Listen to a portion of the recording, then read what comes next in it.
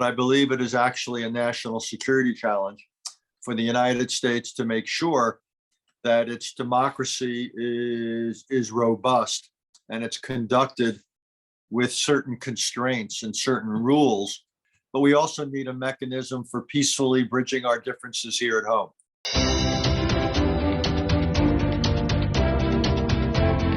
Welcome to CCG Global Dialogue. The book, you're putting the bill of obligations. Can you maybe discuss a bit about what's your thought? People say, what keeps you up at night? What worries you? And they would say, is it US-China relations? Or is it Russia? Is it North Korea? Is it Iran? Is it climate change?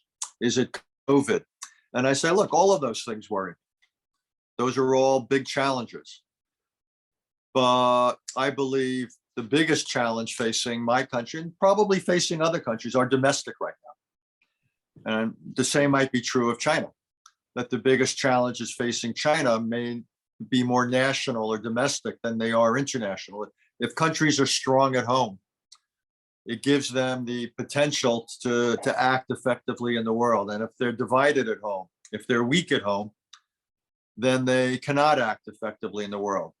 And I won't speak for China, but I'll speak for the United States. I think that's true. That's true.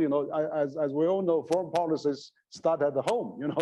So if every country really starting to look at its own problem and starting to really concentrate on solving that rather than looking outward for answers, probably we will have a better understanding. So I believe it's we don't think of this as a national security challenge in my country, but I believe it is actually a national security challenge for the United States to make sure that its democracy is robust and it's conducted with certain constraints and certain rules, so that we are able to bridge. You mentioned the word bridge, our differences between the United States and China, but we also need a mechanism for peacefully bridging our differences here at home.